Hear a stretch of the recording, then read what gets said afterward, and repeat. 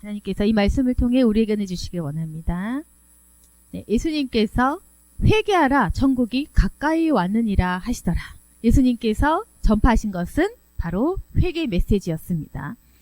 회개 메시지를 전파하신 예수님께서 그분의 제자를 부르시는 설교 본문의 내용인데요. 18절에 보시면 갈릴리 해변에 다니시다가 두 형제 곧 베드로라 하는 시몬과 그의 형제 안드레가 바다에 그물 던지는 것을 보시니 그들은 어부라. 네, 그래서 여러분 다 아시는 내용이시겠지만 시몬, 베드로 그리고 안드레는 어부였지요. 근데 예수님께서 이 두 사람을 부르시면서 나를 따라오라.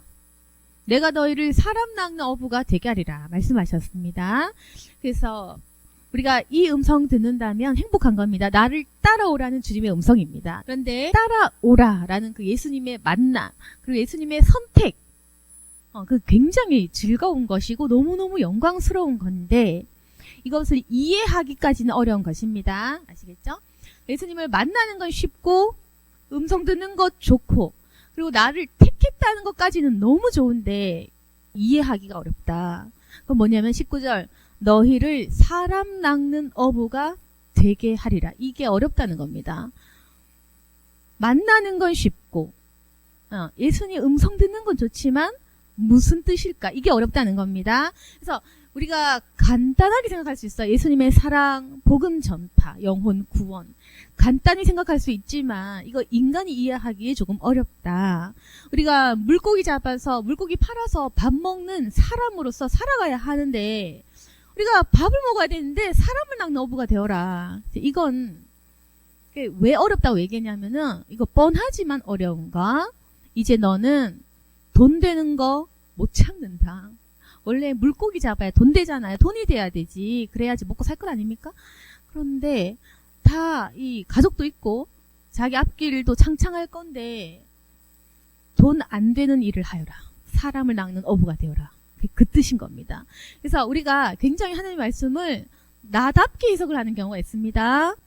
수준이 낮게 인간적인 해석. 그건 뭐냐면은 하나님께서 부르실 때 사람 낚는 어부라고 하시는데도 이제 나 하나님 만났으니까 나 됐구나, 성공했구나, 좋구나, 구원받았구나 이렇게 가볍게 생각을 하시는데 이 말뜻에서 나를 택하시고 나를 부르시고 너는 사람 낚는 어부다. 너 이제 돈 안 되는 행동하게 될 것이다. 이걸 못 받아들이는 거야. 이걸 못 받아들이면 뭐가 문제냐면 예수님 길을 가는데 뭔가 내 앞길이 다 꼬이는 것 같은 이상한 생각을 하게 되는 겁니다. 그게 아니라 본래 이 길.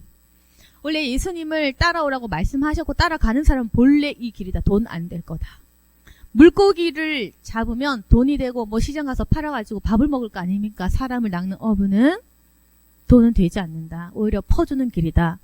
그러나 이 길은 나를 따라오는 길이다. 그리고 너는 할 수 있다. 내가 너를 택했으니까 그 말인 겁니다. 그래서 여기서는 우리가 아멘 하면 되고 우리가 그 갈 길 모르는 거예요.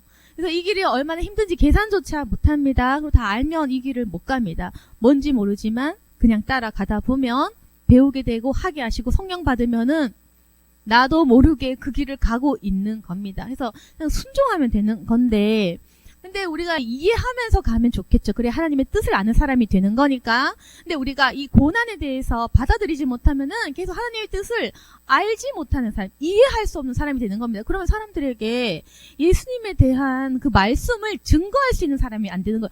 늘 이해가 안 되니까 그런 겁니다.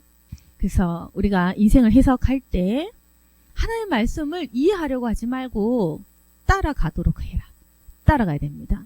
그래서 우리가 이걸 잘 이해 못하면 앞으로 우리가 그 사람 낚을 사람들이 많이 계실 텐데 사람 낚는 것은 돈 안 된다. 물고기 잡는 일과는 아예 차원이 틀리다. 차원이 틀린 일이라는 거. 그건 예수님이 하셔야만 하는 일.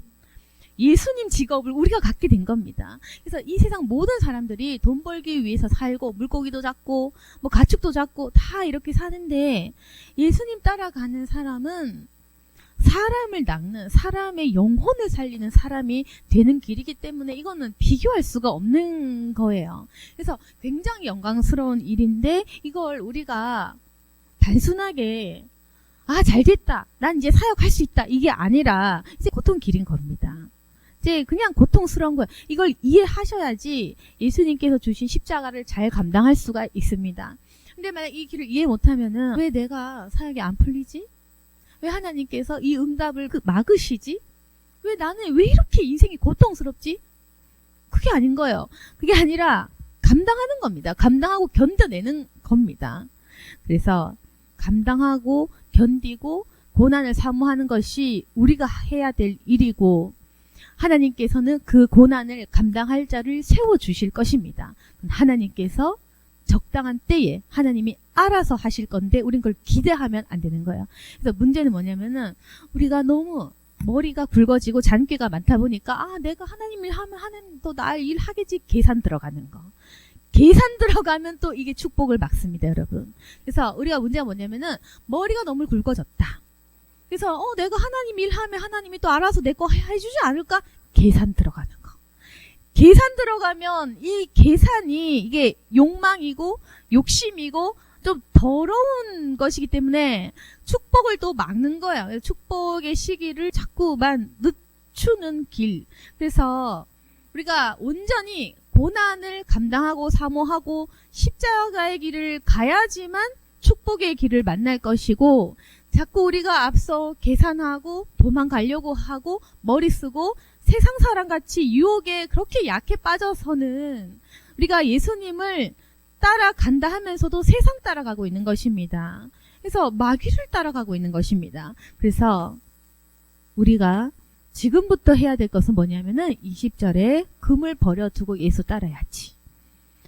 그물을 버려둬라. 네가 이제까지는 네가 하던 일이 있느냐? 세상적인 가치관을 가지고 있느냐? 세상적인 가치관을 내려두고 그리고 너의 근심 걱정 내려두고 예수님을 따라가라. 그 길은 배고프고 슬프고 아프고 고난받고 핍박받겠지만 그 길은 네가 가야 된다. 그겁니다. 그래서 예수님께서 이렇게 제자들을 부르시면서 하신 일들은 우리가 자 생각해 봅시다. 아니 돈 안 되는 왜 해야 하나? 왜 나를 부르셨나? 여러분 어쩌면 괜히 선택받았다 이렇게 생각할지도 몰라요. 저도 살짝 그렇게 해본 적도 있거든요. 괜히 선택받았다 그런 날도 옵니다. 그렇지만 여러분께서 또 어떤 것을 경험하실 수 있냐면은 배고픈 대신에 뭘 볼 수 있냐면은 초자연적인 기적을 볼 수 있는 거예요. 하나님의 나라를 볼 수 있다는 겁니다. 그걸 목격할 수 있다는 거예요. 그래서 돈보다는 이거가 더 낫다는 겁니다. 제 생각에 그렇습니다.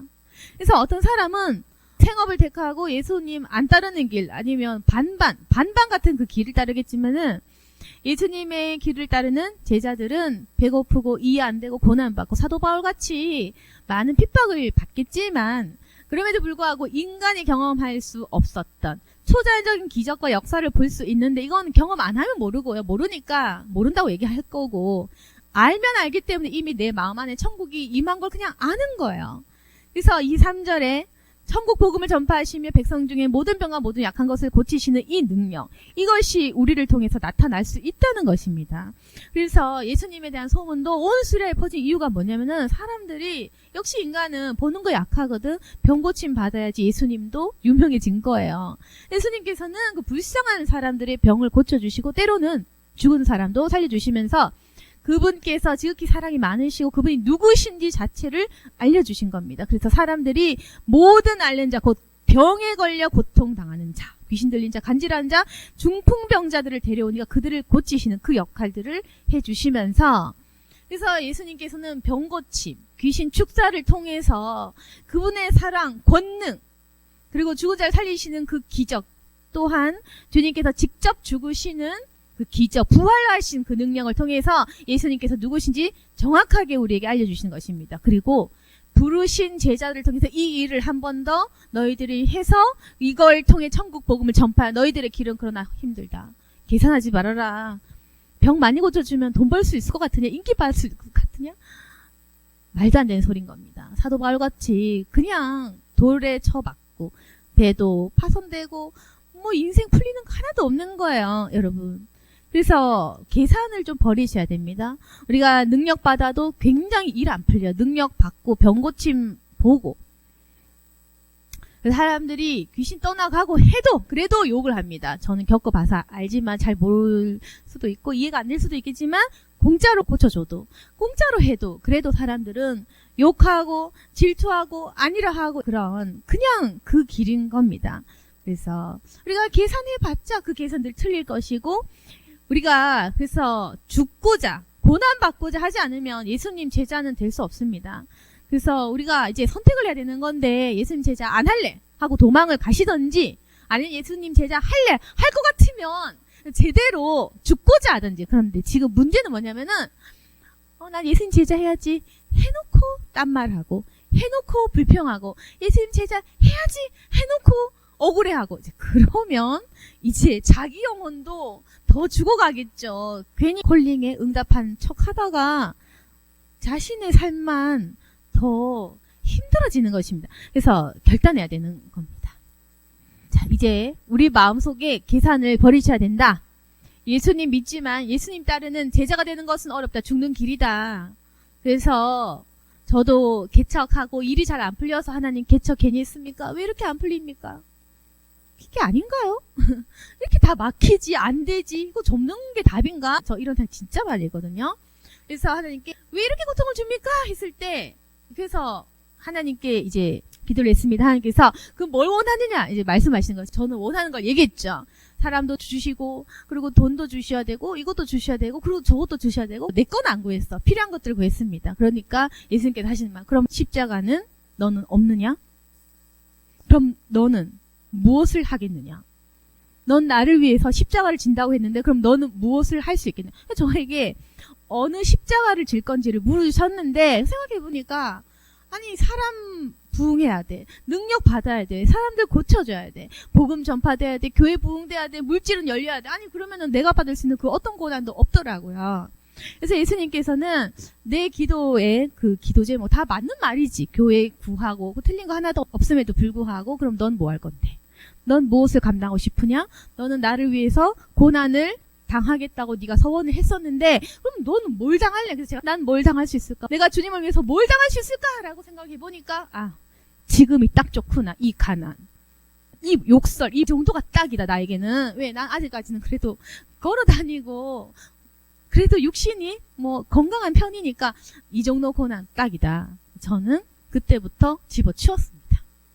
그래서 그때부터는 부흥하게 해주세요, 돈 주세요, 뭐 사람들 오게 해주세요, 다 집어치웠어요.